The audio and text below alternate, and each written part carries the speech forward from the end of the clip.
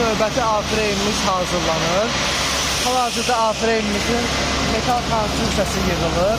Bura A-freyimizin terras hissəsidir, mərkəz hissəsidir və aşağı hissədə isə A-freyimizin qapıları yığılır və abşirtə qapıdan 3 interior dizaynı düzəldilir.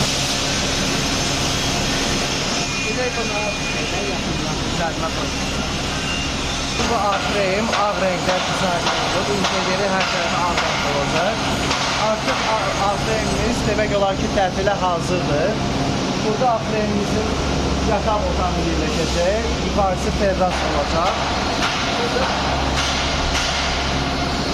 Bu hissədə A-freyimizin mətbəxi olacaq. Və burada sanuzel hissəsidir. Burada isə ümumiyyətlə pol kimi oturmalar istirahət edilir.